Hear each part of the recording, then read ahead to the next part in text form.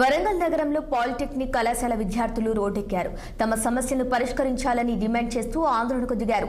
MGM కూడలి వద్ద all India democratic student organisation ఆధ్వర్యంలో రాస్తారోకో నిర్వహించారు.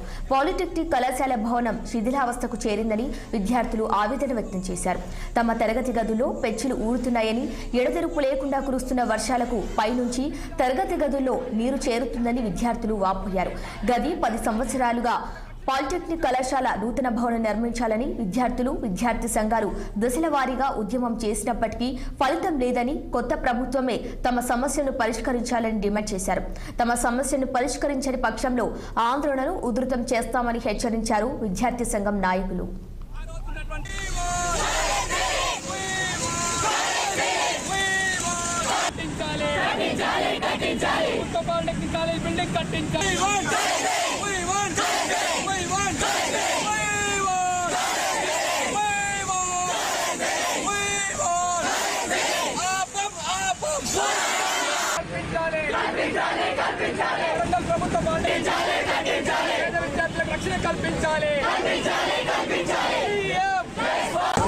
ఈ రోజు రాష్ట్రంలోనే పేరు పొందినటువంటి 2వ ర్యాంక్ ఉన్నటువంటి వరంగల్ పాలిటెక్నిక్ కాలేజ్ బిల్డింగ్ దాదాపు 10 సంవత్సరాల నుంచి ఎప్పుడైనా కూలిపోతుందని చెప్పేసి ఎన్ఐటి వరంగల్ సర్వే చేసి 2014లోనే చెప్పడం జరిగింది.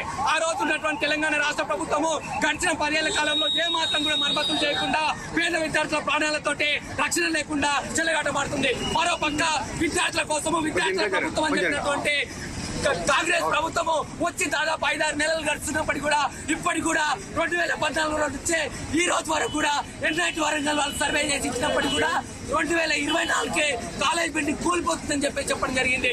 దాదాపు 2000 మంది స్టూడెంట్స్ ఈ కాలేజీలో అవుతున్నారు. 7-8 బ్రాంచెస్ ఉన్నాయి. ఈ 2000 మంది విద్యార్థులకు రక్షణ కల్పించాలంటే వెంటనే 25 కోట్ల బడ్జెట్ కేటాయించి వరంగల్ కొత్త college building, polytechnic college building నిర్మించినప్పుడే భవిష్యత్ తరాలు మెదక్లో కేంద్ర మంత్రి రామ్దాస్ అథవాలే ఆసక్తికర